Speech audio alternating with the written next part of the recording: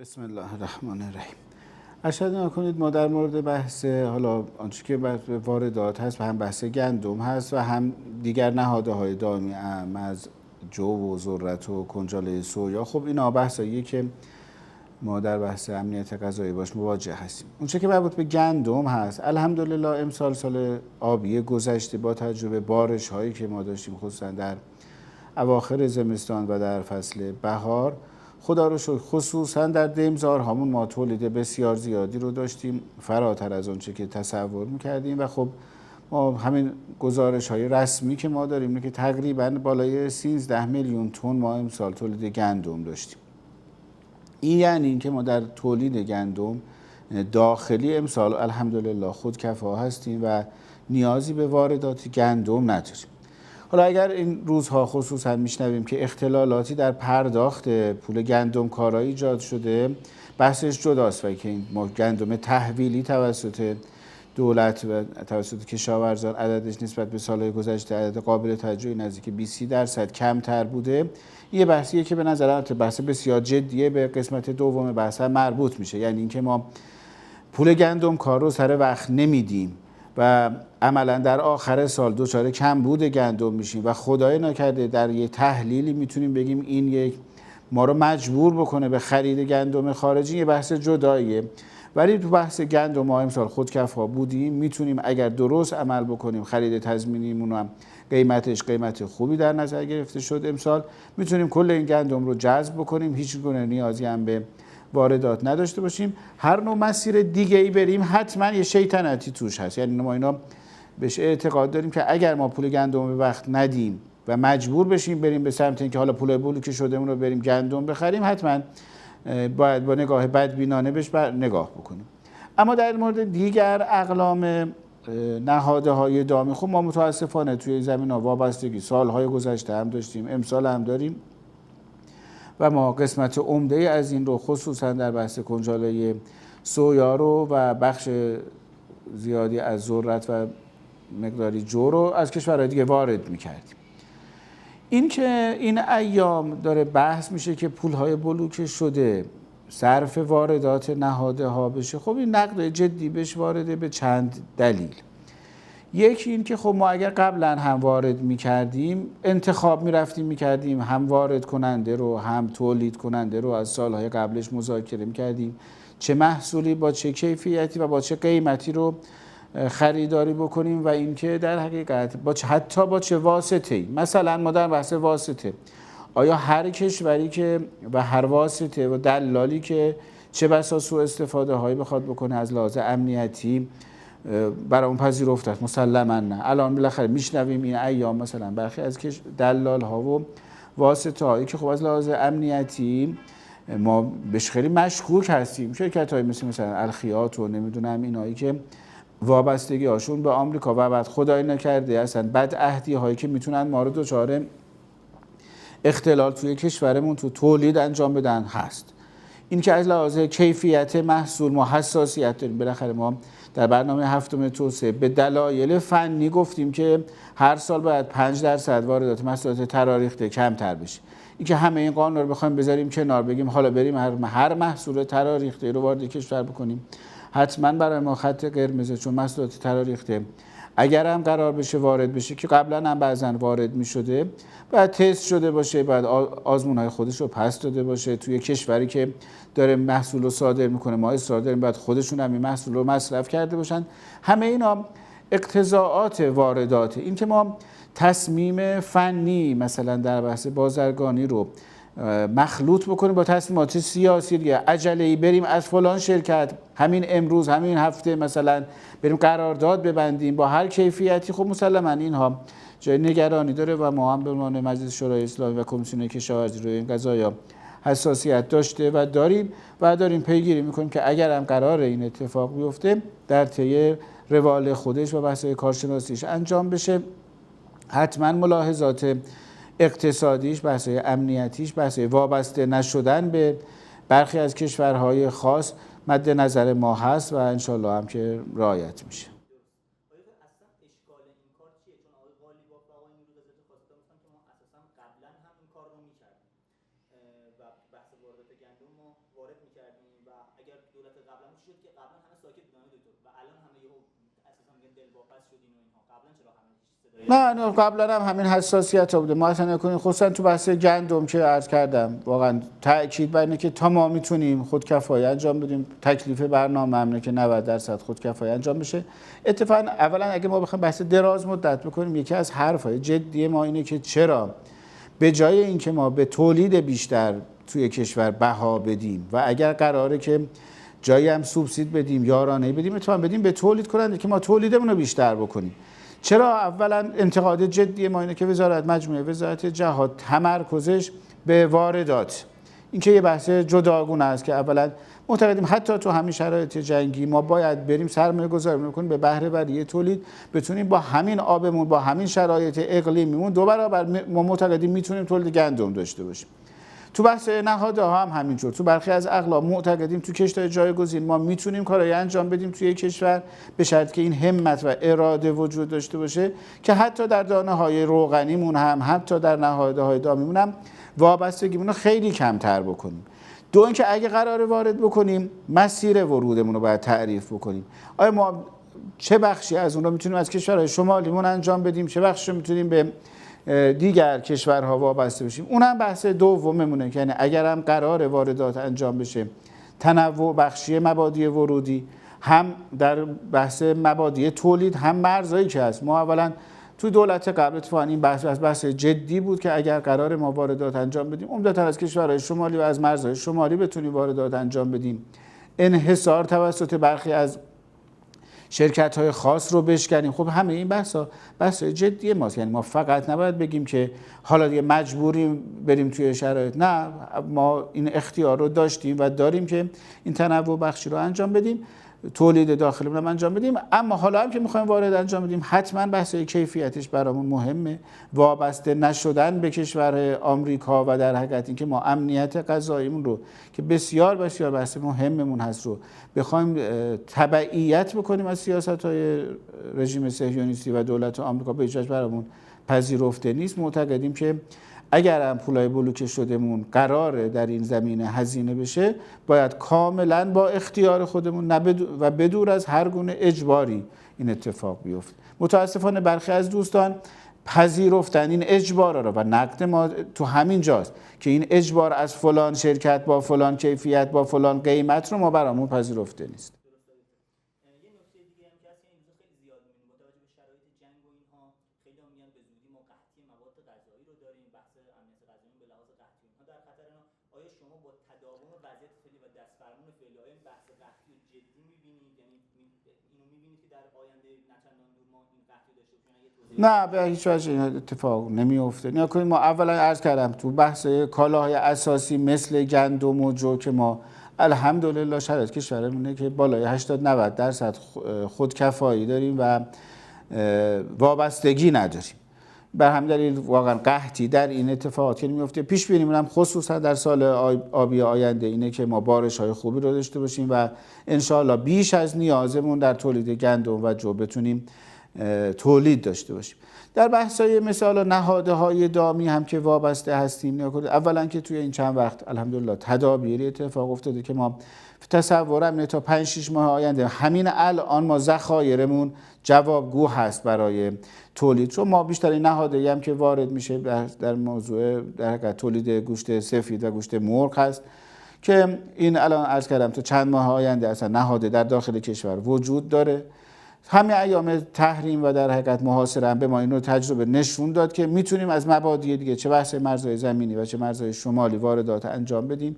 کشورهای دوستمون هم هستن که تولید کننده داشته باشیم و یا اینکه در حقیقت بتونیم واردات انجام بدیم. نه، نگرانی از قحطی وجود نداره و اینا عمدتاً بزرگنمایی‌هایی است که ما رو مجبور بکنن که بریم به سمت خدای نکرده سازش یا اینکه مسیر جدایی رو بخوایم اتخاذ بکنیم. نه، الحمدلله تصورم اینه که ما آمار اینو نشون میده که ما در محصولات کشاورزی و زراعی انشالله کشورمون با برنامه‌ریزی هایی که تو دهه‌های گذشته شده وابستگی و در حقیقت شرایط قحطی رو براش پیش نمیاد و اتفاقا ما معتقدیم پتانسیلی که در کشور وجود داره، پتانسیلی که ما میتونیم بازارهای منطقه رو هم به دست بیاریم. این که رهبر معظم انقلاب هم این رو قبل رهبر شهیدمون فرموده بودن، ما اگر درست در موضوع کشاورزی برنامه‌ریزی بکنیم با همه سختی هایی که میدونیم وجود داره، محدودیت برق و سوخت و آب که در کشور ما وجود داره، ولی اگر ما بهره وری کشاورزی تو کشورمون رو بهش بپردازیم، ما نه تنها میتونیم خودکفایی کامل و 100% داشته باشیم. ما اگر تو برنامه هفتم اینا رو نوشتیم و شاخص مشخص کردیم، گفتیم تا آخر برنامه 90% خودکفایی، 50% تو دانه‌های روغنی، با حساب و کتاب نوشتیم اینا رو، معتقدیم که کشور این پتانسیل رو داره که خودش رو پای خودش بایسته و هیچگاه انشالله که دچار قحطی هم نمیشه. یه نکته دیگه هم که بود در رابطه با بحث ارز ترجیحی، ما می‌خواستیم در رابطه با بحث حذف ارز ترجیحی که زمستان سال گذشته به اتفاق افتاد نظر شخص شما رو اول از همه بدونیم و بعد اینکه خیلی از گرونی‌هایی که ما الان داریم می‌بینیم که خیلی هم همون موقع اساسا قبل از شروع جنگ هم هشدارش رو داده بودن خیلی از سیاسیون، نمایندگان مجلس و مسئولین که ما به زودی یک تورم به واسطه این حذف ترجیحی خواهیم داشت. اما می‌بینیم که خیلی از مسئولین الان میان اینو ربطش میدن به جنگ و میگن به خاطر جنگ هست و اینها و می‌خواستیم هم نظر شما رو ببینیم در رابطه با بحث حذف ارز ترجیحی، همین که آیا این گرانی‌های فعلی چند درصدش به دلیل اون حذف ارز ترجیحی، چند درصدش به دلیل جنگی که ما باش مواجه بودیم و اینکه آیا به نظر شما راه دیگری به جز حذف ارز ترجیحی در اون مقطع وجود داشت که ما بخوایم بریم به سمتش یا نه تنها راه ما بحث همین حذف ارز؟ ارشد نگاه کنید، بحث ارز ترجیحی بحث تخصصی، حالا من رشتم اقتصاد نیست، خیلی نمیتونم با جزئیات عرض بکنم، ولی چند تا نکته داره. یک، اینکه آیا اون مقطع درستی بود برای حذف ارز ترجیحی؟ به نظر بنده نه، نبود. خصوصا در شرایط دیماه گذشته و اغتشاشات داخلی، این که ما بیایم تصمیمی بگیریم در اون مقطع که کمک بکنه به هم ریختن جامعه، به نظرم اصلا تصمیم درستی از لحاظ زمان نبود. این که در اون مقطع برخی از دولت مردا کشور رو و در گزارش هاشون جوری جلوه دادن که ما راهی جز این نداریم، اینم به نظرم میاد که ارائه گزارش درستی نبود. نکنید ما در همون مقطع تاریخی نزدیک حالا حدود بین مثلا 90 میلیارد تا 100 میلیارد دلار ارز برنگشته به کشور داشتیم. خب ما به جای اینکه بریم همتمون رو بگذاریم بر اینکه این ارز برنگشته از صادراتمون برگرده، بیایم بگیم که آقا ما ارز نداریم، خب این به نظر میاد استدلال قوی نبود. کما اینکه بلافاصله بعد که این تصمیم رو گرفتن هم وزیر اقتصاد، هم بانک مرکزی، هم حتی دستگاه قضاییمون، مصاحبه‌های مفصل که حالا ما داریم میریم که ارز رو برگردیم و الان هم تا دارن گزارش‌های میدن که چند میلیارد دلار از این ارز برگشت. خب مسلماً این اتفاق میتونست قبلش هم اتفاق بیفته، این ارز بیاد و ما دچار بحران نباشیم. این یه بحث. اما اینکه آیا تک نرخی شدن ارز اتفاق خوبه؟ من نظر شخصی اینه که این اتفاق خوبه. بالاخره ما چند نرخی بودن ارز همیشه توش فساد هست، توش رانت هست، اتفاقات خوب، این که تولید کننده ما به بهره وری فکر نکنه، اینا واقعا ضررهای چند نرخی بودن ارز. به همین دلیلم تصور من اینه که این تصمیم کلیتش تصمیم درستیه. تکلیف قانون برنامه هم همینه. برنامه هفتم تأکیدش این بود که به صورت تدریجی تا آخر برنامه هفتم کل یارانه ها برداشته بشه و در حقیقت این ارز ترجیحی عمل اول، این که به صورت دفعی و بدون در نظر گرفتن مقدماتش حتما اتفاق غلطی بود. نگاه کنید الان قیمت تموم شده که شما میفرمایید، یکی از اتفاقاتی که افتاد وقتی که ارز ترجیحی حذف شد، خب تولید کننده ما مثلا میخواست برای تولید در حقیقت مرغ داره، ما میخواست نهاد تهیه بکنه که بره تولیدش انجام بده. تا اون روز ارز 28500 تومان میگرفت با یه قیمتی نهاده. خب وقتی شما ارز یک شب میکنی 120 تومان، بعد میکنی 130,000 تومان، هزینه تمام شده و هزینه سرمایه در گردشی که تولید کننده نیاز داره یک شب 5 برابر شد. خب از کجا باید بیاره بره نهاده بخره؟ عملا شما روند تولید دچار مشکل میکنی و قبل بدون هیچ اطلاعی به تولید کننده می این تصمیم میگیری. حتما این اتفاقات ناگوار زد. میتونستن آقایون قبلش این تصمیمات رو بگیرند، سرمایه در گردش تولید کننده رو فکرشو بکنند، کاری که الان بعد از 5-6 ماه این اتفاق تقریبا داره انجام میشه، بخشیش توسط حالا روش‌های نوین مثلا در تامین مالی داره اتفاق میفته. خب اگر این اتفاقات سر وقت خودش افتاده بود، حتما ما این نوساناتی که در بازار در این چند ماه داشتیم رو نمی‌داشتیم. و نکته بعدی اینه که خب ارز ترجیحی رو برمی‌داری، پولش رو می‌خوای به کی بدی؟ قانون میگه بدید به آخرین زنجیره تولید. آقایون اومدن دادن تو اولین زنجیره مصرف. اگر در آخرین زنجیره تولید داده میشد قیمت ها در بازار تغییر نکنه و این یارانه رو شما آخر زنجیره تولید بدید. حالا اینا در حقیقت سیاست‌هایی است که دولت متاسفانه در این زمینه انجام داد، ولی با این ارزی که برداشته شده قیمت‌هایی که در بازار وجود داره به نظرم میاد ناشی از همین ارز، در حقیقت برداشتن ارز. یعنی ما اگر در لبنیات و در گوشت سفید نوسان قیمت و افزایش قیمت شدید داریم، بالای 70-80% دلیلش بحث حذف ارز ترجیحیه که مکلف بوده دولت هم این رو جبران بکنه، حالا یا در قالب کالابرگ یا در هر قالب دیگه‌ای باید انجام بدن. به نظرم بخشش در قالب کالابرگ انجام شده، ولی حتما باید عدد کالابرگ متناسب با حداقل افزایش قیمت ارز و تورم‌های ناشی از اون افزایش بده، اصلاح بشه. به نظرم این هست. البته بخشی از افزایش قیمت هم بالاخره طبیعی است که شرایط جنگیه. بالاخره ما وقتی که مجبور میشیم مسیر واردات نهادمون رو از مسیر دیگه انجام بدیم، قیمت حملمون افزایش پیدا میکنه، بیمه هامون افزایش پیدا میکنه. بخشی از اون اینه. برخی از جاها بالاخره ما وقتی که مثلا برخی از صنایع پتروشیمون آسیب میبینه، کمبودهای در بازار ایجاد میشه، اثراتی رو میتونه در تولید داشته باشه، ولی اثر کل اتفاقات جنگی تصور بنده و محاسبات نشون میده که حد اکثر مثلا حدود 20-30% در کالاهای اساسی عمده‌اش ارز ترجیحیه.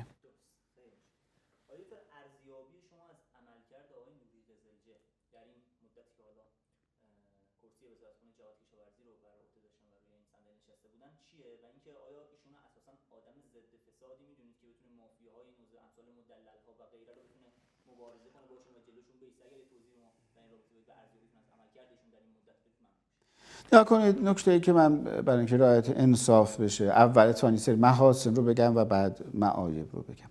ایشون بالاخره چون خودش عضو کمیسیون کشاورزی بوده چند دوره، آشنا به مسائل بوده، شخصا به نظر میاد که تسلطی و اطلاعی از مسائل حیطه‌های مختلف وزارت جهاد که انصافاً حیطه گسترده‌ای هم هست. بالاخره ما بحث زراعت رو داریم، باغبانی رو داریم، بحث تولیدات دامی رو داریم، عرض شود که حالا بحث‌های مختلفی که در حوزه کشاورزی هست رو داریم. اطلاعاتشون خوبه و تسلطی دارن. متاسفانه اونچه که من ارزیابیم اینه که حالا اتفاقات خوبم میگم، مثلا که ما در این ایام در شرایط جنگی بازارمون آسیب ندید، الحمدلله وفور کالای اساسی در بازار داشتیم، وارداتمون با هر روشی که بود انجام شد. انصافا کارهای خوبیه که در دوره ایشون باید بیان بکنیم که انجام شد. ولی نقد جدی ما به این وزارتخونه اینه که یک، در اون بحث دراز مدت، در بحث تولید و اینکه ما خودکفا بشیم و شاخصهای برنامه هفتم رو رعایت بکنیم، به نظر میاد که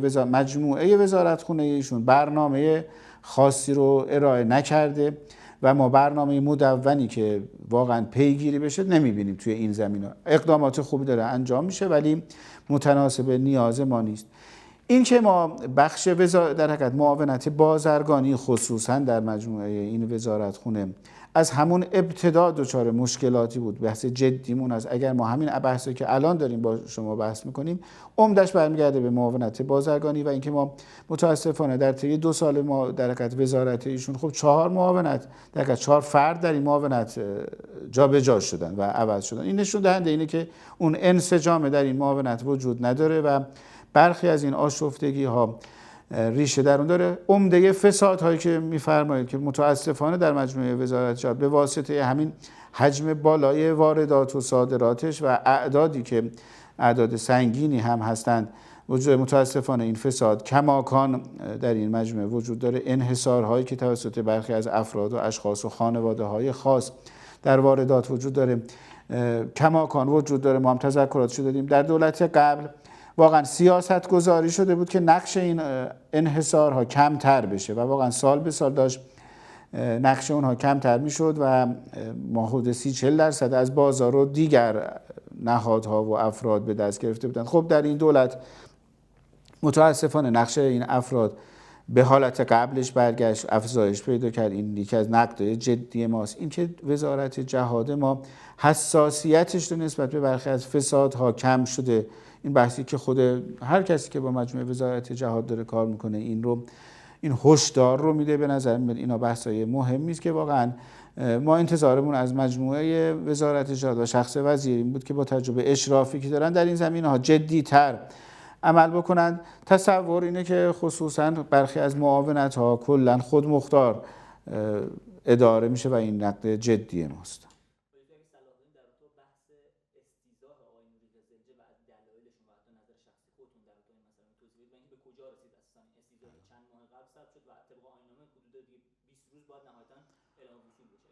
بله، ما متاسفانه یکی از جاهایی که بازم این نقد به مجلس وارد هست که یعنی توی این زمینه‌ها سیاسی تصمیم میگیریم، به نظر میسید که خب وقت استیضاح‌های نوری چند ماه قبل به همین دلایل کارشناسی اتفاقاً در مجلس شورای اسلامی مطرح شد و پیگیری شد. خب تعویق افتاد این قضیه، برخلاف نظر نمایندگان توسط هیئت رئیسه این نیامد توی دستور و خب دیدیم به این بحران ها. هر بارم استدلالاتی شد که از لحاظ بنده واقعا پذیرفته نبود. ما مجموعه وزارت جهاد باید یه تذکر جدی میگرفت از مجلس به خاطر همین آشفتگی هایی که در بازار وجود داره و در نبودن برنامه دراز مدت. ما اگر امروز اعتراضاتی رو تو مجموعه وزارت جهاد می‌بینیم، یکیش همین بحث گندم که مثلا پولش به موقع پرداخت نمیشه، بحث سوخت، بحث‌های مشکلات در واردات. معتقدیم مجموعه وزارتخونه و وزیر جهادی که متولی این کار باید بره در دولت دفاع بکنه از حقوق این بخشی که به امنیت غذایی کشور برمیگرده. الان تقریبا این رو نمیبینیم، یعنی ما میبینیم که برخی دیگه از اجزای دولت در این زمینه، مثلا سازمان برنامه، دفتر رئیس جمهور، نمیدونم وزارت اقتصاد و بانک مرکزی، در این موضوعات نظرشون پیشروتر هست و این انتقاد جدی ماست به مجموعه وزارت جهاد که اون جایگاه اصلی خودش رو از دست داده. این اتفاقیه که نیاز به تذکر جدی و چه بسا استیضاح جا داره، چون که باید جایگاه برگرده به جایگاه اصلی خودش. ما اگر توی این زمینه بپذیریم که وزارت جهادمون ضعیف بشه و حرف آخر رو در مجموعه تصمیم گیری ها نزنه و دیگران از بیرون وزارتخونه بخوان تعیین تکلیف بکنن، کشور دچار آسیب جدی میشه. یعنی بحث امنیت غذایی بحثی نیست که با سیاسی کاری بشه و نسبت بهش برخورد کرد یا تصمیمات مقطعی، بحثیه که یک چرخه تولیدیه که سال به سال هم باید تداوم و استمرار داشته باشه. نیازمنده اینه که واقعا وزارت جهاد ما فارغ از بحث‌های سیاسی اقتدار خودش رو در زمینه خودش داشته باشه. متاسفانه باید بگیم که در این زمینه نمره قابل قبولی وزارت آقای نوری قزلجه در این زمینه نگرفت.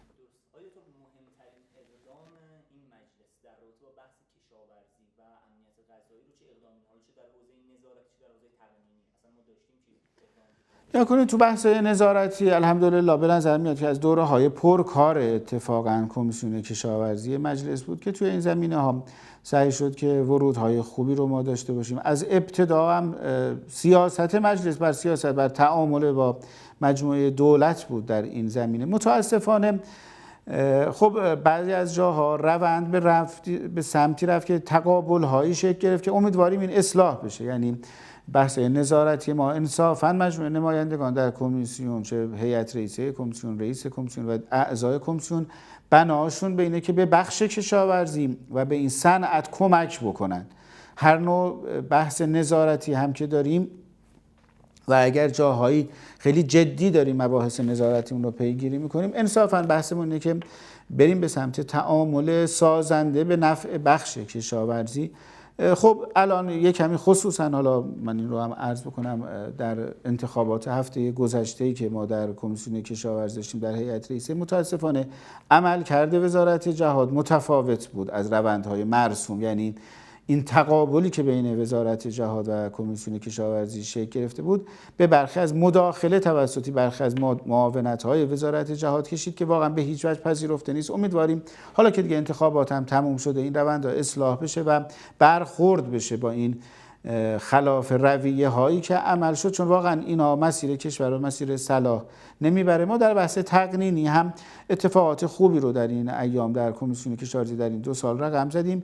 یکیش همون بحث قانون تاب‌آوری بود که در بعد از جنگ ما بر بحث تاب‌آوری کشاورزی در دوران‌های جنگی در مجلس شورای اسلامی در کمیسیون مطرح شد، اصل 85 شد، مصوبه صحن علنی رو گرفت، خورد به در حقیقت به ایرادات شورای نگهبان در همین چند ماه که متاسفانه مجلس و صحن علنی مجلس تعطیل بود، خب ما نتونستیم این رو در صحن بیاریم.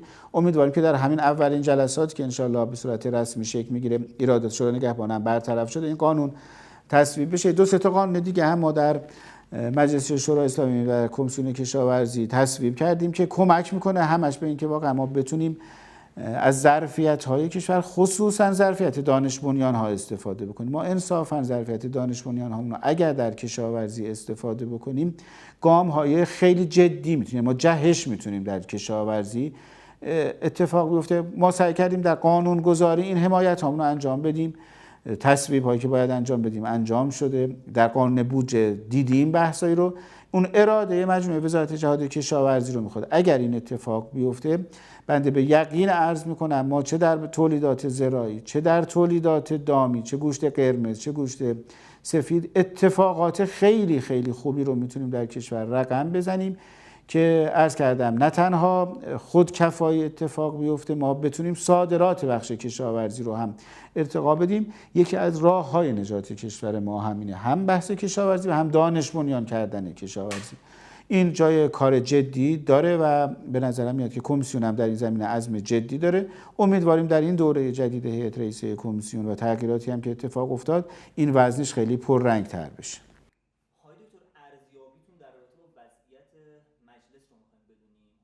سوالم هم دو بخش داره که در بعد کلان که حالا خیلی هم میگن که اساسا الان مجلس تبدیل شده به از اون شأن ملیش به نوعی خارج شده و اکثر نماینده ها تبدیل شدن به اینکه پیگیر مسائل محلی شهرستاناشون باشن، دنبال آسفالت کردن و وجوب مثلا محله ها و اینا حوزه انتخابیشون باشن. که در واقع این توضیح بدید که آیا این درسته و اینکه راه حلش چیه اگر اینطور هست.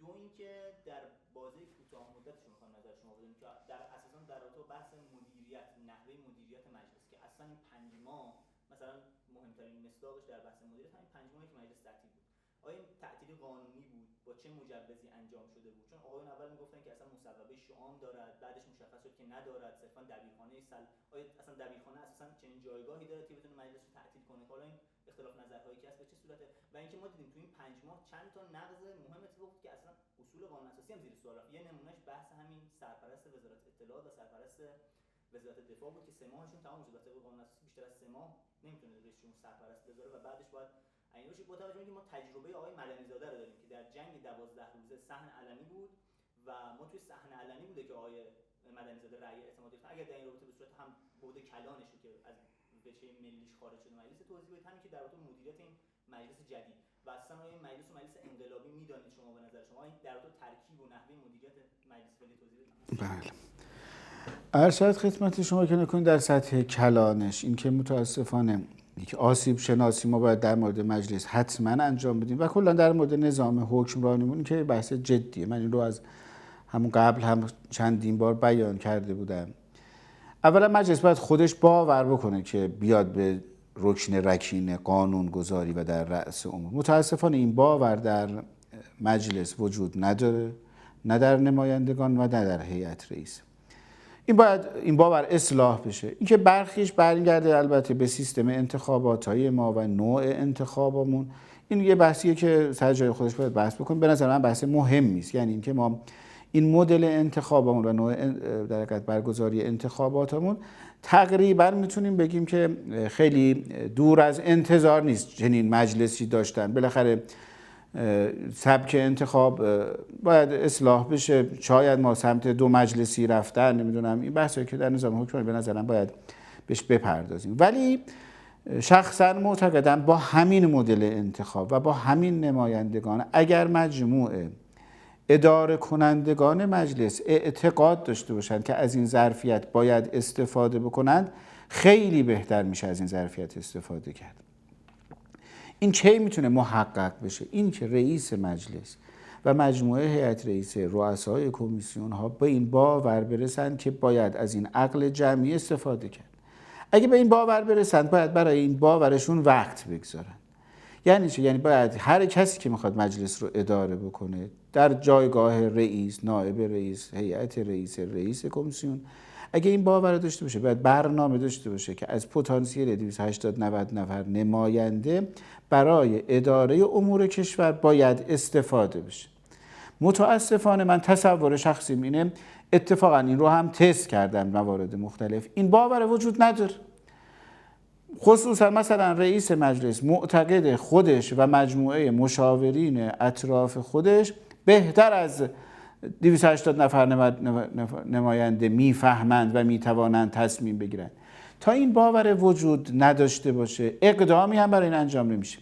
من این رو فارغ از بحث‌های سیاسی خیلی شفاف عرض میکنم. من این رو الحمدلله حتی قبل از اتفاقات جنگ طی یک نامه مفصل چند صفحه خدمت رهبر معظم انقلاب ارائه کرده بودم که این آسیب شناسی در این مجلس خصوصا در این دوره وجود داره. چند تا عامل بیرونی داره، چند تا عامل درونی داره. عوامل بیرونیش یکیش این شوراهای عالیه که در کشور وجود داره. تا وقتی این تعداد شورای عالی در کشور وجود داره که امکان قانونگذاری دارند و تا وقتی شورایی به نام شورای سران سه قوه‌ای وجود داره که اینقدر تو همه مسائل میتونه ورود بکنه و دیگه تقریبا تمام دستگاه اجرایی هم به این نتیجه رسیدن که کاراشون رو از اون طریق میتونن انجام بدن، خیلی حس نیاز به مجلس وجود نداره. این یه بحث عامل بیرونیه که به نظرتون خیلی هم مهمه و اتفاقا اونی هم که باید این مسئله رو حل بکنه خود مجلسه.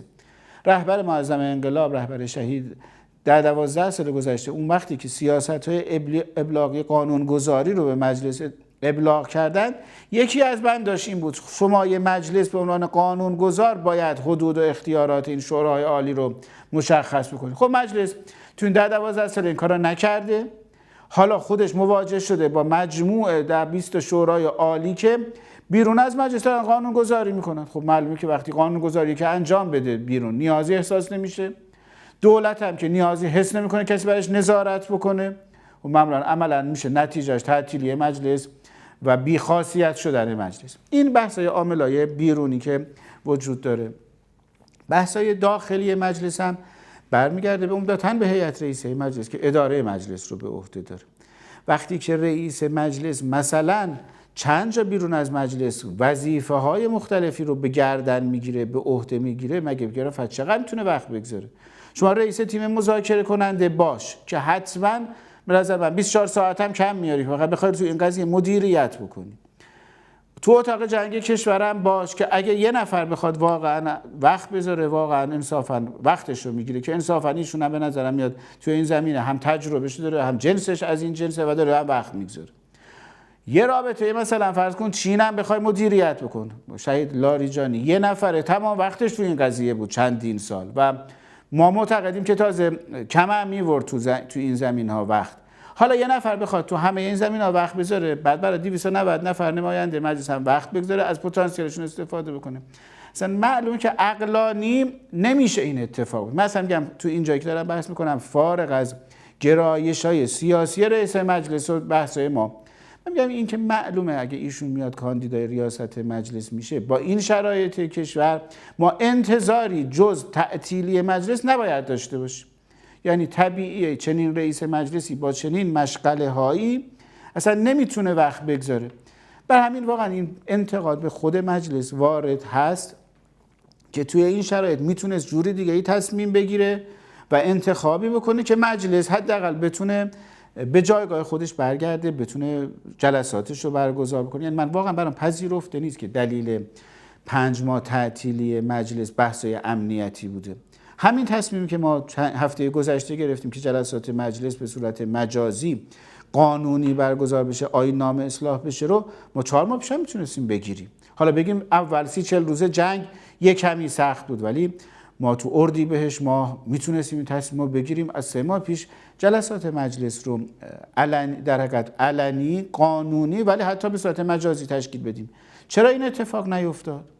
چون کسی نیست که این قضیه رو بخواد بعد مدیریت بکنه، یا اینه که اصلا اعتقادی به این نیست که این نمایندگان میتوانند در مسائل کشور اظهار نظر بکنند. ما همین اتفاقات اقتصادی که تو این چند ماه اتفاق افتاده رو آیا مجلس اگر تشکیل شده بود اجازه میداد که این بی سر و سامانی اتفاق بیفته؟ به نظر من نه. حتما مجلس میتونست نقش آفرینی بهتری انجام بده. اینکه دولت تو بعضی از جاها پاسخگو نیست ما برام پذیرفته. من تو بحث حالا اینو که سیاسی مثال بزنم، مگه پذیرفته از یک قوه کشور که وظیفه نظارتی داره در جریان مذاکرات هیچ اطلاعی نداشته باشه؟ یعنی شما میخوای بری تعهد بدی به فلان کشور در مورد پول بلوک شدهش، نمیدونم در مورد اقتصادش، در برابر سیاسیش، در مورد هسته‌ایش، هر موضوعی مجلس باید در این زمینه‌ها ورود بکنه. خب چرا ورود نمیکنه؟ چه اراده ایست که این مجلس تشکیل نشود که تو این زمینه‌ها ورود نکنه؟ به نظر من اینا بحث‌های جدیه. تصور بنده اینه که یه جمعی در کشور، حالا من واقعا نمیدونم این جمع با چه استدلالی تصمیم گرفتن که در این زمینه‌ها مجلس در حقیقت وارد بازی نشه، در صورتی که طبق قانون اساسی مثلا ما در این تفاهم نامه ها میبایست ورود میکردیم، حتما باید در جزئیاتش در جریان قرار میگرفتیم. مثالی که میخواستم عرض کنم، من همین ایام در همین شرایط در حقیقت مذاکرات نامه‌ای رو نوشتم خدمت وزیر محترم خارجه که آقا من نماینده مجلس معتقدم باید در جریان مذاکرات شما و در حقیقت این جلسات باشم، رعایت بحث به صورت محرمانه در اختیار بنده قرار بدید. به نظر میاد این حق طبیعیه. اتفاقا تو نامم هم تصریح کردم وقتی که طرف آمریکایی صهیونیستی در جریان مذاکرات هست و مشروع مذاکرات شما را داره، حتما من نماینده مجلس حق طبیعیه که در جریان باشم. میگید محرمانه است، به صورت محرمانه در اختیار بنده قرار بدید.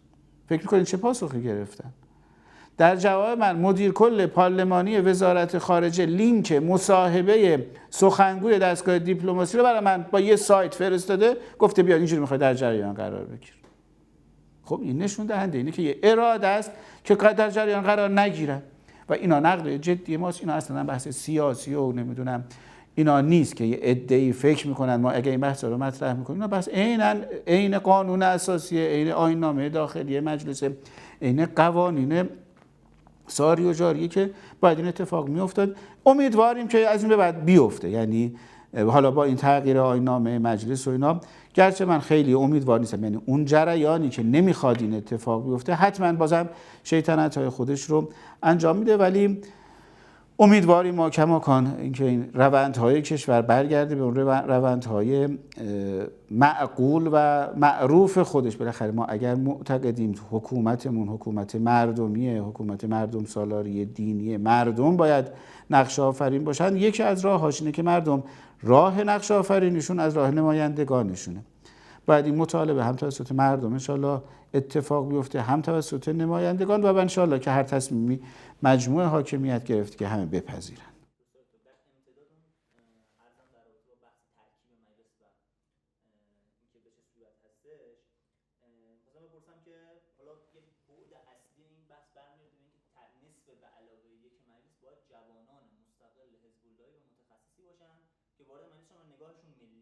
به نظر شما با توجه به فرهنگ سیاسی که ما الان در جامعه و به خصوص در حوزه‌های انتخابی به غیر از تهران و یا کلان شهرها مثل مشهد و اصفهان و اینها، ما چطور میتونیم باید چه مسیری رو طی کنیم تا بتونیم 150 نفر نماینده جوان ضد فساد داشته باشیم که طبیعتاً اکثر اینها باید از حوزه‌های انتخابی خرد مثل شهرستان‌های کوچک و اینها باشه که بتونیم این جوانان وارد مجلس بکنیم. از شما چه راهکاری؟ حالا یه روند تدریجیه. ما باید اگر این هر تعداد جوان انقلابی متخصص که تو مجلس هستن اگر بتونن کارآمدی خودشون رو نشون بدن، مسلماً در دوره‌های بعدی هم مردم این اقبال رو بیشتر از گذشته انجام میدن. به نظرم میاد بخشش اینه که واقعا حالا همون جمع‌های موجود بتونن کارآمدی خودشون نشون بدن. البته این حتما نیاز به همراهی ساختار مجلس هست که این اتفاق بیفته که متاسفانه این همراهی خیلی کمتر هست.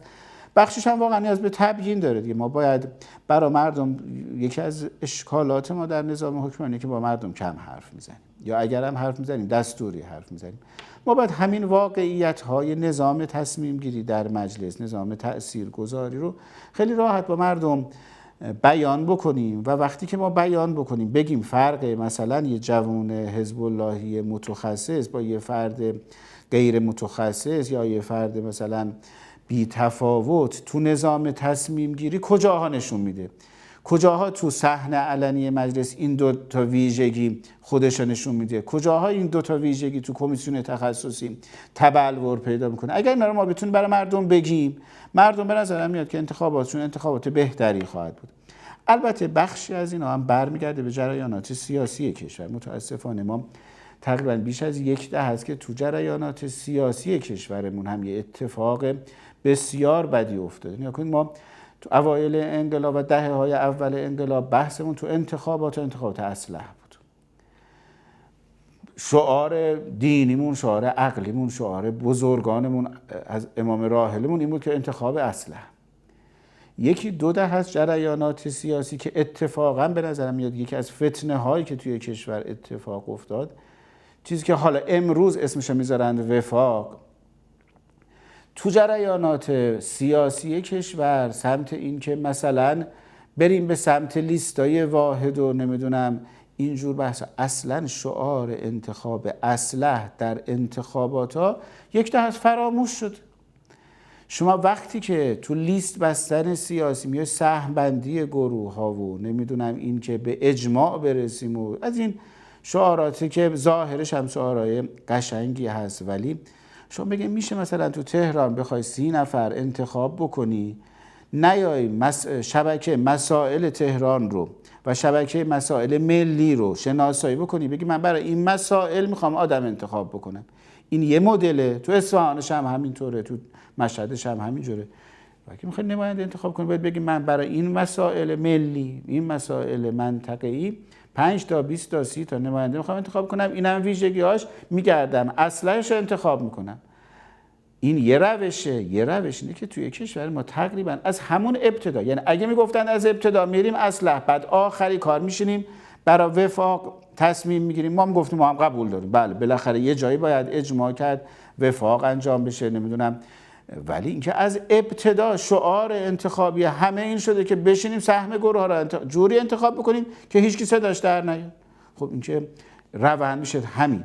تو این روندم جوون حزب اللهی انقلابی تو این لیست بندا در نمیاد، مگر اینکه واقعا حالا یه اتفاقاتی متفاوتی بیفته، خود جریانات انقلابی جوان هم دوچار این آسیب نشن که وارد این فضاهای کثیف انتخاباتی بشن، بر همون معیارهای انتخاب اسلحه‌شون کار تشکیلاتی بکنن، کار جریان سازی بکنن، بتونن ان شاءالله در آینده اتفاقات رقم بزنن. به نظرم خیلی از مشکل به جریانات سیاسی ما برمیگرده که در انتخاباشون اصلا این معیاری که شما میفرمایید رو لحاظ نمی‌کنن. شده همین که مثلا این شوراهای ائتلاف که میگم یکی دو ده هست ما گرفتار اینیم، 7 به علاوه 8 و 5 به علاوه 3 و شورای ائتلاف و چی، هر بارم اسمش رو عوض می‌کنیم، ولی هیچ موقع به محتواش نپرداختیم. یعنی فکر کردیم که برای اداره کشور هم که ما دور هم باشیم، جمعمون به هم نخوره، مثلا مشکلات کشور حل میشه. واقعا کشور اینطوری اداره نمیشه.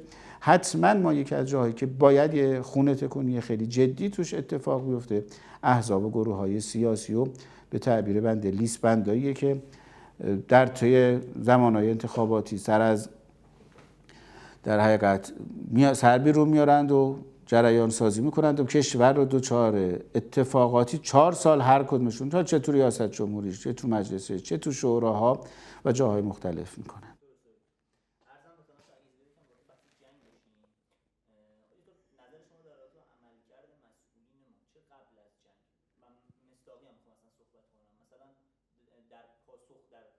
پاسخهای شفاهی که ما به دشمن میدادیم یا در مصاحبه‌ها و در رسانه‌ها، مثلا آقای عراقچی در پاسخ به اون خبرنگاری که در اتاق بحث ترور رهبر انقلاب پاسخی که داده بودن، خیلی‌ها انتقاد کرده بودن و اینو که دیدیم در یک مدت زمانی کوتاهی کمتر از 15 روز یک ماه رهبر انقلاب رو شهید کردن و همچنین عملکرد مسئولین بعد از جنگ، که حالا بحث مذاکرات بود که خیلی معتقدم که ما در اون تایم نباید می‌رفتیم مذاکره. می‌خوام که نظر شما چیه؟ آیا ما درست عمل کردیم، در زمان درستی وارد جریان مذاکرات شدیم؟ آیا تفاهم نامه منافع ملی ما رو ایجاب می‌کرد و به نفع مسائل و منافع کشور ما بود؟ اگر در واقع این مسئله توضیح بدید. من شما توجه که آقای قالیباف هم قبلش اصلا پیش شرط مذاکرات ما رو به عنوان رئیس هیئت مذاکرات دو تا بحث مطرح کرده بودن دیگه. یکی بحث همون آزادسازی پول‌های بلوکی شده، یکم بحث عقب نشینی لبنان. بعد اسرائیل از اون که هیچ کدومش عملاً تا الان محقق نشده و ما حتی دیگه تفاهم ما به پایان رسید، حتی در حالی که این پیش شرط حضور ما در اسلام آباد. اگر توضیح در این رابطه بدید. ارشد خدمت شما که نگاه کنید، ما از بعد از جنگ 12 روزه تا رسید به جنگ رمضان و حالا مجموع اتفاقاتی که در کشور داره میفته، به نظر میاد در نگاه کلی 2 تا نگاه رو باش مواجه هستیم. یک نگاه که این نگاه جدیدی نیست، از ابتدای انقلاب تا حالا این 2 تا نگاه وجود داشته. یک نگاهی که مبتنی بر آموزه های دینی بر مکتب امامین انقلاب، برای اینکه ما بالاخره باید مقاومت بکنیم، ما به هیچ وجه نباید زیر بار زور بریم، ما باید بپذیریم با یک استکباری طرف هستیم که تمامیت خواه، به هیچ چیزیش اعتماد نمیشه کرد.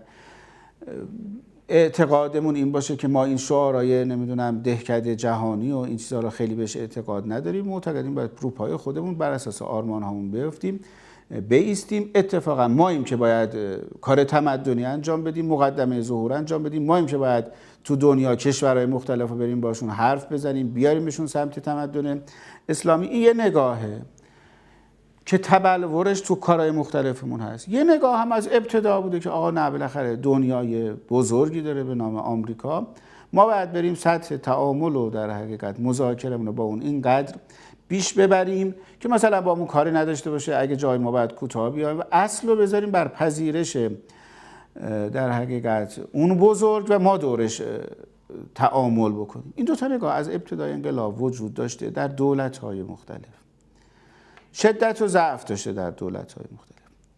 در شرایط بعد از جنگ در حقیقت و حتی قبل از جنگ هم ما بالاخره بحث مذاکره و اینا رو داشتیم. ما هم به هیچ وجه پذیرفته نیست که ما یک کشوریم، هیچ تعاملی با دنیا نمی‌خوایم داشته باشیم. ولی خب در دولت جدید این اتفاق افتاده که اون وزن نگاهی که تمایل به مذاکره داره و حل مشکلات کشور رو از مسیر مذاکره میخواد حل بکنه، این اولویت پیدا کرده، غلبه پیدا کرده توی نگاه. این به نظرم میاد یه بحثی نیست که خیلی هم کسی روش منکرش باشه، شاید ما تو مصادیقش، ولی واقعا یه جریان سیاسی توی کشور از ابتدا مذاکره براش محترم بوده، مهم بوده، اولویت بوده، یه جریان هم مخالف بوده. این نگاه خب تو این جنگ و بعضن تو پالسایی که از کشور بیرون رفت مؤثر بوده. یعنی کسی نمیتونه الان انکار بکنه که برخی از پالس‌های ضعفی که از کشور بیرون رفت به هر نحوی از تریبون‌های مختلف که آقا ما از لحاظ نظامی مثلا نمیتونیم با دیگر کشورها بجنگیم، شرایط تاب‌آوری اقتصادیمون مثلا چه هست، نمیدونم نیاز به مذاکره کردیم، بعضی جا کوتاه اومدیم. خب این نگاه وقتی وجود داشته باشه یه نتیجه میده. نتیجهشو دیدیم دیگه، ما توی جنگ دشمن رو جری‌تر میکنه، دشمن رو در حقیقت هم و غمش رو بیشتر میکنه که به ما بیاد آسیب بیشتری برسونه. نتیجهش اینه. یه نگاه همینه که نه، اتفاقا ما تمرکزمون میکنیم بر داشته هامون. بله ما هم حتما میدونیم نداشته هایی هم داریم، ضعف هایی هم داریم، ولی اون چه که هم به مردم خودمون باید بگیم و هم به دنیا داشته هامونه که انصافا داشته های زیادی هم هست. ما وقتی که توی کشورمون بگیم آقا ما توان موشکیمون با همه تهدیدا میتونه غلبه بکنه به دشمن سر تا سر مسلح، آمریکا و صهیونیستی و ناتو و همه هم که با هم جمع بشن، نشون دادیم که تو توان پهپادیمون، تو توان موشکیمون، تو توان نظامیمون میتونیم مقابله بکنیم. خب ما اگه اینا رو بزرگ بکنیم، اگه اینا رو بیان بکنیم، این پالسا از کشور بره بیرون، حتما چنین اتفاقاتی نمیفته. یه وقتی از ما میپرسن آقا در مورد رهبرتون اگه اتفاق بیفته، یه گزینه که آقایون جواب دادن، یه گزینه همینه که آقا ما تو کشورمون اگه کسی به رهبرمون تعدی بکنه بلا فاصله جواب میدیم، ما هم رهبر اونها رو مورد تهدید قرار میدیم، ما هم اقدام متقابل انجام میدیم. این دوتا ادبیات ما بپذیریم، حتما واکنش دشمن به این دوتا پاسخ متفاوت خواهد بود.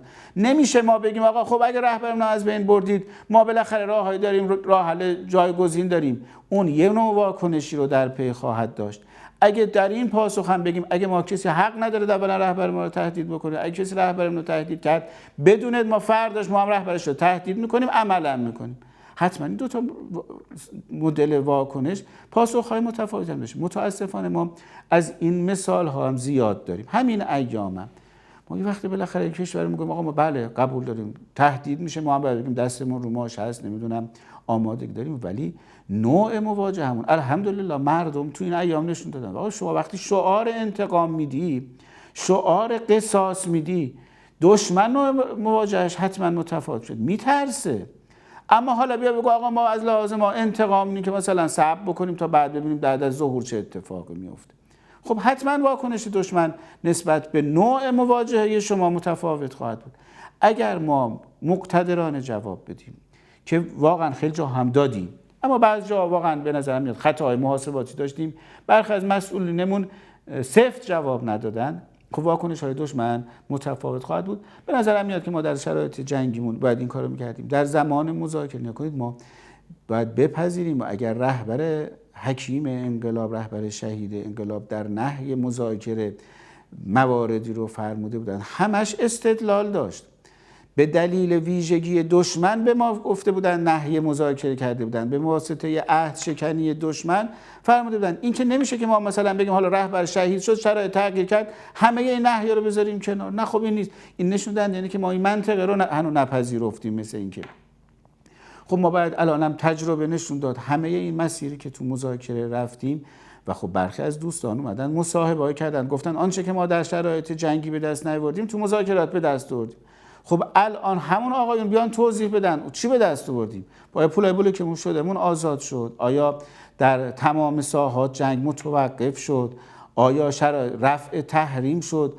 آیا تهدید از کشور ما در حقیقت برداشته شد؟ همه اینا هست. پس ما باید یه بازنگری بکنیم تو اینکه انتظار اینکه تو مذاکره ما بتونیم از این دشمن چیزی بگیریم تقریبا میتونیم بگیم قطعاً صفره. دلیل طبق گفته رهبر شهیدمون تجربه، طبق گفته رهبر فعلیمون هم تجربه. ما تو همین چند ماه هم نشون دادیم که در حقیقت از این دشمن نمیتونیم. خب ما باید کی قراره که از خواب بیدار بشیم، به این باور برسیم که امام جامعه بیشتر از ما میفهمه. ما یکی از اشکالاتمون تو برخی از سیاسیونمون تصور غلطی است که نسبت به امام جامعه دارن. تصورشون اینه که نسبت به امام جامعه بیشتر میفهمند. بله ما هم حتما نظر امامین انقلاب بر این بوده است که کار کارشناسی باید انجام بشه.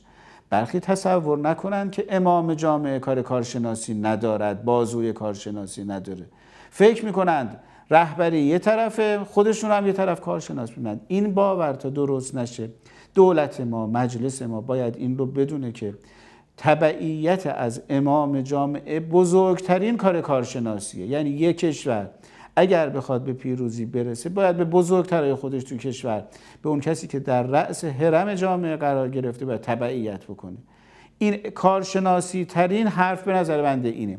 اگه یه عده‌ای فکر میکنن خودشون رو در برابر رهبر جامعه میتونن کارشناس جلوه بدن و یا یه سری جریانات سیاسی فکر میکنن که تو شرایط جنگی، تو شرایط تحریم، تو این شرایط خاص کشور باید اسطوره سازی بکنند و سوپرمن توی کشور تعریف بکنند، این اشتباهه، فقط خطای محاسباتی. متأسفانه برخی جریاناتمون هنوز چنین تصور رو میکنن. به جای اینکه اولویتشون این باشه که تو شرایط مختلف ببینیم جنگ رو چیکار کنیم، اقتصاد رو چیکار بکنیم، دیپلماسی رو چیکار بکنیم، به جای اینکه به این راه حل بیان تو عمق این مسائل وارد بشن، دنبالن که بگن کی و چه کسی میتونه این کارا رو انجام بده. یعنی دنبال اسطوره ساختنن. این به نظر میاد این مسیر غلط رو ما باید برگردیم، بگیم هر کسی سر جایی که توانش رو داره بیاد بهترین کار رو انجام بده. مسلماً هم من نظر تحلیلم اینه بهترین فرمانده نظامی ما حتما نمیتونه بهترین دیپلمات ما باشه، چون دوتا مسیر متفاوته. اتفاقا اون فرد باید حرف دیپلماتیک بزنه، یه فرد دیگه باید حرف از اقتدار و جنگ بزنه. این دوتا سر جای خودشون باید قرار بگیرن. این که ما فکر بکنیم همه اینا رو میتونیم تجمیع بکنیم، این یک اشتباه محاسباتیه که متاسفانه توی کشور ما در حال رقم خوردن.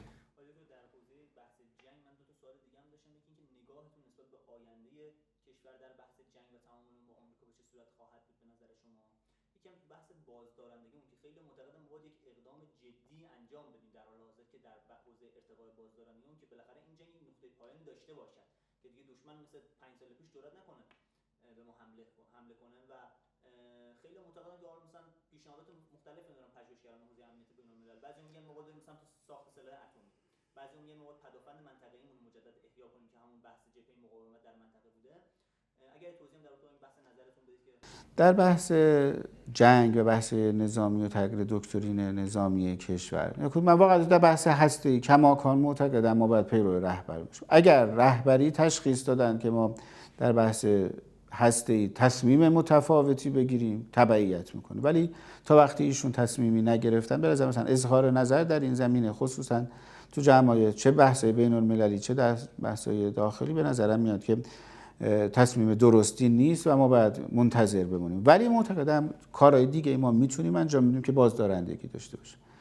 انصافاً فرصت تنگه هرمز و اگر اضافه بشه بحث باب المندب میتواند برای ما بازدارندگی ایجاد بکنه. یعنی این که اقتصاد دنیا بداند که یک قطب تصمیم گیری در ایران مقتدر وجود دارد که میتواند بر تنگه هرمز و بر باب المندب در جریان مقاومت اینان که تصمیم گیری میکنند، اینان که تصمیم میگیرند و اجازه میدهند چه کشوری چه کشتی رد بشود، چه کشتی رد نشود، چه کشتی عوارض بدهد، چه کسی ندهد، چون حجم زیادی از اقتصاد دنیا به اینجا وابسته است.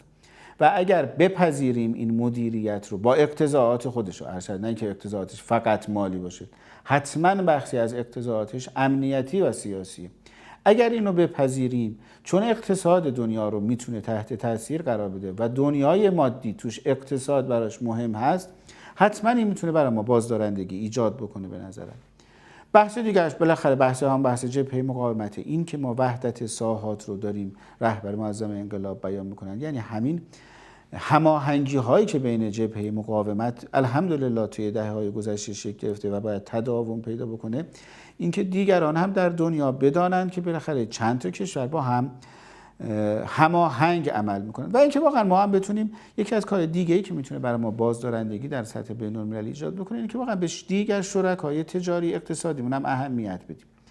بالاخره اتفاقی که در این چند ماه ثابت کردیم که ما واقعا جاهایی که رفتیم سمت بلوک شرق، سمت چین، سمت روسیه، دوستان رفتارشون نسبت به گذشته تغییر کرده. این باید این باورم در کشور ما به وجود بیاد که اگر ما منافع مشترک با این کشورها تعریف بکنیم، به نظرم این هم یه نوع بازدارندگی برای ما ایجاد میکنه. و نکته بعدی هم اینه که ما واقعا باید برگردیم به اعتقاداتمون. بالاخره ما همه چیز رو هم در دو تا چهار تاهای مادی نبینیم، این رو هم باید در رفتار سیاسی اون خودش رو نشون بده. بالاخره ما اگر اعتقاد داریم به مبانی دینیمون، اون جایی که ما سر حق خودمون هم اتفاق نظر داشتیم و هم ایستاده کردیم، خدا هم یاریش رو نشون داده. در تاریخ ما این رو در تاریخ انقلاب اسلامی اینو بارها دیدیم. این باید این باورم برگرده به ادبیات سیاسیمون، به ادبیات مسئولینمون. اگر این اتفاق هم بیفته حتما اون بازدارندگی ها ایجاد میشه. البته اینا ما توی این جنگ نشون دادیم همین توان موشکیمون، توان نظامیمون، توان راداریمون، توان حالا حتی دیگر مسائل در بحث لیزرمون، در بحث اینا، واقعا اتفاقاتی که توی کشور ما همین چند ماه نشون داده شد که اون جایی که دوچار تنگنا میشیم، مجموعه های مختلف نظامیمون، مجموعه های علمیمون انصافاً پای کار اومدن و اتفاقات خیلی جدی افتاد. خود دوستان نظامی توی برخی از جلسات برای ما بیان میکنن اتفاقات و پیشرفت‌هایی که ما در همین دوران جنگی کردیم و دشمن هم اینا رو تو محاسباتش حتما ملحوظ خواهد کرد، اتفاقات خیلی خوبی بود. یعنی اینا رو هم ما باید بیان بکنیم، هم سیاسیونمون باور بکنن که ما اینا نقاط قوتمونه، ما همین پتانسیل جوان علمی دانشی که در کشورمون وجود داره، اینا جزء مواردیه که دشمن تو محاسباتش ندیده بود، این مردم پای کار رو ندیده بود. همه اینها رو ما اگر تجمیع بکنیم و لحاظ بکنیم، همه اینا هم برای ما بازدارندگی میاره. هم اثرات جنگی میتونه برامون داشته باشه، هم اثرات امنیتی میتونه داشته باشه. فکر میکنم که اگه همه اینها رو ببینیم، حتما آینده ما تو جنگ آینده روشنی خواهد بود، به شرطی که واقعا توی سیاسیونمون خدای نکرده دچار اختلال نشیم. یعنی ما این انسجام تصمیم گیری در کشورمون دچار خدشه نشه، تبعیت از رهبریمون، تبعیت از ولایت انشالله دچار مشکل نشیم و جای توی کشورمون خدای نکرده اتفاق ناگواری نیفتاده که متاسفانه برخی از جاها این خطاها بر کشور تا این لحظه ضررهایی رو زده. انشالله در جنگ هم اتفاقات بسیار خوبی خواهد افتاد.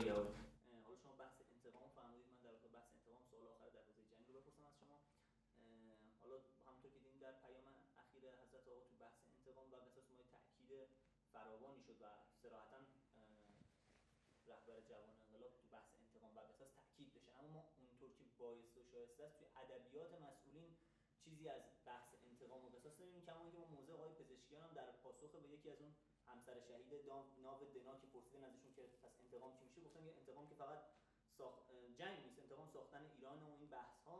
اینو شما ناشی از چی میدونید با توجه به اینکه توی بحث مذاکره هم تفاهم نامه 10 نفر از اعضای شما، یعنی اکثریت شما، نظرشون مقابل نظر رهبری بود و اون پیام بی سابقه رو رهبری دادن. اینا رو شما ناشی از چی میدونید که به من رو واقعا مشکل تئوریک میبینم. یعنی من معتقدم مسئولی که چنین جوابی میده از لحاظ اعتقادی دچار اختلال. نکنید تعبیر قرآن در بحث قصاص اینه که ولکم فی القصاص حیات، یعنی اگر بکشی کسی که تو رو کشته اتفاقا زندگی توشه. اگر مدرسه تو زدند تو باید مدرسه بزنی. این حکم شرعی ماست. این که یه عده‌ای خودشون رو همه چیز دان بدونن و فکر بکنن که معرفتشون نسبت به مبانی دینی بالاتر از دیگرانه، ما رو به اینجا میرسونه. این که ما باید بدونیم اگر رهبر عزیز انقلاب میفرماند قصاص، میفرماند خونخواهی، این یک مفهوم دینیه که ما بهش اعتقاد داریم. حالا اگه آدم سیاسی ما، مسئول سیاسی ما به این اعتقاد نداشته باشه، تفکرش این باشه آقا نه ما اگه مدرسه زدن ما باید مثلا بریم نمیدونم یه پایگاه نظامی بزنیم، اگه رهبرمون رو کشتن ما باید بریم مثلا اقتصادمون رو قوی بکنیم، ما باید بریم جبهه مقاومت رو قوی کنیم. این مشکل تئوری داره. با این فردی که مشکل تئوریک داره ما به جایی نمیرسیم مگر اینکه بیاد مبانیش رو درست بکنه، بیاد خودش رو اصلاح بکنه با مبانی تئوری. من میگم نکنیم ما تو بحث انتقام اگر این باور توی کشورمون شکل بگیره که ما در خونخواهی اتفاقا برنده اقتصادی خواهیم بود، برنده نظامی خواهیم بود، از لحاظ جنگ میتونیم پیروز بشیم، اینا برای ما میتونه در این باوره که آقا حیاتش، یا اینکه تو بحث دیگرش هم همینطور تو مذاکرهش نکنیم. ما هنوز برخی تو کشور ما فکر میکنن تو مذاکره میتونن چیز به دست بیارن. آقا این صریح قرآن ماست که میگه ولن ترضی عنک الیهود ولن نصارا حتی تتبع ملتهم. آقا این آقایون که شما دارین میرین باشون مذاکره میکنید تا وقتی دین و آیین اونا رو شما دنبال نکنید راضی نمیشن. خب این باور باید ایجاد بشه در مسئول سیاسی ما. اگر ایجاد شد ما برنده ایم، اگر نشد به همین دلیل اتفاقا ما باید تو همین ایام با برخی از این نگاه ها تسویه حساب بکنیم. اصلا هم اینا بحث سیاسی نیست. هر مسئولی توی کشور ما میتونه خودشو با این مسائل تنظیم بکنه، باید سر جاش بمونه. اگر هم نمیتونه تنظیم بکنه باید خداحافظ کنه بره. به نظر من خیلی این مسئله شفافه. تو کشوری که اصل بر حکومت دین و اسلامه و پذیرفته که اصل کشور ولی فقیهه، مسئولین خودشون باید با این قطب نما تنظیم بکنن. آقا قبلش شما نظر دیگه ای داشتی، حالا که علل اصول رهبر معظم انقلاب بیانش رو بیان میکنه شما باید خودت با این تنظیم بکنی. میتونی تنظیم کنی بمون، نمیتونی تعارف که نداریم که کشور اینجوری قفل میشه. خداحافظ. یکی دیگه که میتونه خودش رو تنظیم بکنه میاد کشور رو اداره میکنه. ما اگه به این جایگاه رسیدیم کشور روی خوش میبینه، امنیتش، اقتصادش، نظامیش میرسه به اونچه که میخوایم برسیم و مردم میخوان برسن. اما اگه این دوگانه ها رو نتونیم حل بکنیم که من میگم البته راهش هم لزوما خداحافظی کردن نیست، راهش تنظیمه. بالاخره من مسئول یه جایی میرسم آقا من یه نظر دیگه ای داشتم، یه اشتباهی کردم، بالاخره خطای محاسباتی، یعنی همین دیگه. فکر میکردم اگه از این راه بریم به نتیجه میرسیم، حالا به این نتیجه رسیدم نه اشتباه میکردم، راهش نداره، یه اشتباه کردم، یه معذرت خواهی، برگشتن سر راه اصلی، دنبال روی. این منطق در حکومت ولایی باید جا بیفته. اگر جا افتاد مسائل حل میشه، اگر نیفتادم دشمن سوء استفاده میکنه. ما اینو باید باور بکنیم که حکومت دینی کارسازه، کار راه اندازه، کارگشاست. اینا اگر این باور اتفاق بیفته که انشالله امیدواریم اتفاق بیفته، واقعا هممون هم تو این زمینه به نظرم کوتاهی کردیم، باید انشالله این اتفاق بیفته، این باور ایجاد بشه و انشالله مسائل هم حل میشه. فقط اون بحث تراریخ‌دار اگر صلاح بدونی یه ورودی بکنیم، چون اصلا خیلی از مخاطبین شاید اصلا ندونن تراریخ چی، شاید اسمشو فقط شنیدن و شنیدن که یه سری مضراتی داره. اصلا اگر یه توضیح بدید که اصلا تراریخ چیه و مضراتش چیه، که اینکه بعضیا میگن اثرات ژنتیکی داره روی دی ان ای آدم ممکنه اثر داشته باشه و اینها. و در مورد این بحث عدم ممنوعیت عدم ورود بحث کالاهایی مثل گندم و اینها توی کشورهای ژاپن و مکزیک، حالا این چند روز میدم اخبارش خیلی چرخید و اینها، آیا این صحت داره چنین چیزی؟ اگر بله دلیلش چیه؟ اینم اگر تشریح کنید. بله. ارشد نکنید در مورد بحث تراریخته، خب ما یه بحث کاملا علمی و کارشناسیه. بحث‌های تراریختگی دستکاری‌های ژنتیکیه که در برخی از محصولات انجام میشه که مثلا تولید افزایش پیدا بکنه. توی این زمینه موافق و مخالف های جدی دارن در حقیقت این موضوع. اونچه که اصل برای ما اینه که ما واقعا در طبیعت و در خلق خدا هر چقدر دستکاری نکنیم مسلماً بهتره. آنچه که علم جدید داره میگه بالاخره تو بحث‌های تراریختگی اینه که حداقل هایی رو از لحاظ استانداردهای تو دنیا تعریف شده. کشورهای پیشرفته خصوصاً بالاخره ما باید آزمون‌هایی رو انجام بدیم که این دستکاری‌های ژنتیکی توی در حقیقت بحث‌های مختلف افراد در جوامع بشری اتفاقات اختلال ایجاد نکنه. راهش چیه؟ اینا باید تست شده باشه، باید دوره‌های آزمونی خودش رو سپری کرده باشه تا بتونیم اعتماد بکنیم به یه محصول تراریخته. خب نگرانی که ما داریم اینه که در برنامه هفتم هم که میگه سالانه باید 5% ورود محصولات تراریخته کم بشه تا آخر برنامه 25% کم بشه، دلیلش اینه که برخی از محصولات تراریخته واقعا امتحان خودش رو پس نداده و ما نگرانی هایی رو داریم که اختلالات ژنتیکی در کشور ایجاد بکنه مصرف اینا، چون این میاد وارد در حقیقت دام و طیور ما میشه و بعد قراره که مصرف غذایی مردم باش تعریف بشه، یا اگر گندم باشه مثلا در حقیقت مستقیم مردم استفاده بکنن. خب این نگرانی جدیه. ما بعضا هم تجربه هایی رو برخی از کشورها داشتن، محصولات تراریخته رو وارد کردن که اختلالات ژنتیکی ایجاد کرده. اگر ما تو این مقطع اصرار داریم بر این که اگر هم محصول تراریخته قراره وارد بشه که قبلا هم بعضا وارد می شده، باید مسیر فنی خودش رو طی بکنه و این که ما واقعا نکنید به دشمن نمیتونیم اعتماد بکنیم. یه وقتی ما به سری کشورهای ارتباطات اقتصادی داریم، واردات، حتی محصولات تراریخته داریم که قابل اعتماد ترن، حداقل دشمنی ازشون ندیدیم. خیلی فرق داره با اینکه ما با رژیم صهیونیستی و با آمریکا بخوایم بریم محصول تراریخته وارد بکنیم. به نظرم این بحث مهمیه. بعدا ما یه تجربیات کشور داریم، بعضا جایی مثل واردات خونای آلوده. خب تجربه کردیم که دشمن از این طریق اومده خیانت کرده به کشور ما، ضربه زده. خب حتما اینجا ما باید این ملاحظات انجام بدیم. حتما اگر قرار محصول تراریخته وارد بشه که میتونه نشه، ما همین کشورهای مثل برزیل، آرژانتین تجربه داریم، وزرای مربوطش اومدن تو مجلس ما تو سالهای گذشته بیان کردن که اگر شما ما سفارش دادید مثلا فلان نهاده دامی رو میخواین وارد بکنید، اصرار دارید که محصول غیر تراریخته میخواین، ما امکان تامین براتون داریم. خب ما میگیم اگه این مسیر وجود داره، کمان که الان همین کشورهای بزرگ دنیا دارن بعضا همین کارو میکنن، چین، ژاپن، اینا اتفاقاتی داره منتشر میشه.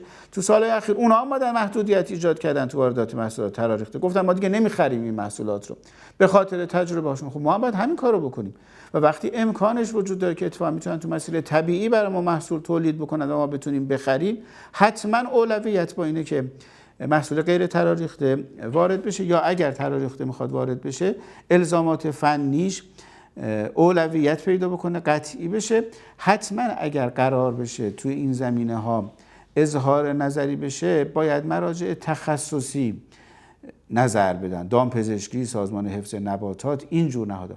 این که ماها بعضی جاها تو این مسائل نگران میشیم، این می‌بینیم مثلا معاونت اقتصادی وزارت خارجه نقش آفرینی داره ایجاد میکنه تو خرید محصولات و وارداتش. خب اینجا جای نگرانی داره که آقا اگه قراره این اتفاق بیفته، یا اگه قراره از وزارت خونه بره کسی قرارداد ببنده محصول در حقیقت تراریخته بخره، حتما باید سازمان دامپزشکی، سازمان حفظ نباتات، سازمان‌های دیگه مرتبط متخصص نظر بدن، نه اینکه برخی از معاونت‌هایی ورود پیدا بکنن که مثلا صرفاً کار بازرگانی دارن انجام میدن.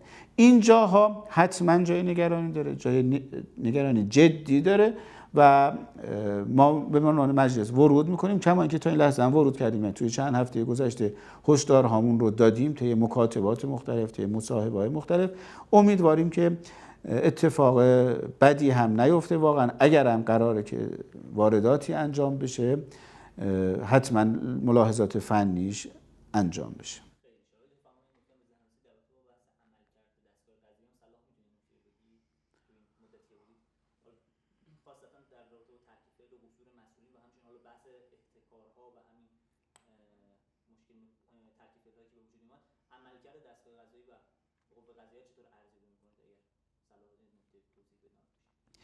یکی از بحثایی که این چند سال زیاد مطرح شده و کمتر عمل شده، بحث ترک فعل. متاسفانه اینم دیگه از اعتبارات کلماتی و اصطلاحاتی که لوث شده. همونطور ما میگیم ترک فعل، ولی ندیدیم تا حالا با کسی که ترک فعل انجام بشه برخورد جدی بشه. دستگاه قضایی انصافاً یکی از وظایفش همین مسائله که به این پرونده های مختلفی که جنسش جنس فساد هست یا جنسش جنس ترک فعل هست ورود جدی بکنه. خب این انتظار از دستگاه قضایی خیلی بیش از این بوده، کما اینکه در بیانیه که رهبر معظم انقلاب و نامه‌ای هم که در سالگرد دستگاه قضایی صادر کردند این موارد خیلی شفاف بیان شده بود. فساد ستیزی، برخورد با اتفاقات و فسادهای مختلف و تخلفات در دستگاه‌های مختلف و اینکه دستگاه قضایی تبدیل بشه به ملجأ عموم مردم برای احقاق حق. خب به تعبیر بنده اینه که تلقی از صحبت رهبری همینه که ایشون هم این نارضایتی رو دارن. ما هم در مجلس اون جاهایی که احساس میکردیم دستگاه قضایی میتونه وظایف نظارتی خودش رو خیلی بهتر انجام بده، واقعا این نقد وجود داره. امیدواریم در دوره جدید یه تغییر رویکردی در وزارت در دستگاه قضایی کشور مطابق اونچه که سند راهبردی که رهبری تعریف کردن براشون انشالله اتفاق بیفته. در همین ایام ما انتظارمون از سازمان بازرسی کل کشور بیش از این بوده که تو برخی از پرونده ها جدی‌تر ورود پیدا کنن. برخی جاها ما می‌بینیم که برخی از افراد و در حقیقت فسادها میره توی این دستگاه ها، گزارش هایی داده میشه ولی برخورد مقتضی و سر زمان خودش اتفاق نمیفته. سازمان تعزیرات حکومتی همینجور. ما اگر در شرایط جنگی معتقدیم دولت باید جنگی عمل بکنه سر وقت‌تر با سرعت بیشتر، اگر معتقدیم مجلس باید قانون گذاریش و نظارتاش متناسب با شرایط جنگ باشه، دستگاه قضایی هم همین انتظار داریم. انصافا حالا بعد از اغتشاشات در برخورد با برخی از عوامل اغتشاش واقعا جای تشکر داره که دستگاه قضایی خوب عمل کرد. بعضی از همین اعدام‌هایی رو که می‌بینیم این ایام داره اتفاق میفته، کسی که اومده کشور رو امنیتش رو به هم زده، تعارف که نداریم که نمیشه که با برخوردهای مهربانانه با اینا برخورد کرد که واقعا کسی که امنیت کشور رو زیر سوال برده اومده تو روز روشن نمیدونم جلوی عموم مردم سر بریده مسله کرده یه جوان رو توی این کشور، حالا عده‌ای بخوان روشن فکر معابی در بیارند و بگن نه مثلا برخورد اینجا، نه اتفاقا انصافا انتظار اینه که باید با قاطعیت و با سرعت عمل بکنه. جاهای خوب عمل کردن ولی فکر میکنیم مثلا همین الان کسایی که تو بحث اقتصادی دارند واقعا معیشت مردم رو به گروگان میگیرن با گران فروشی.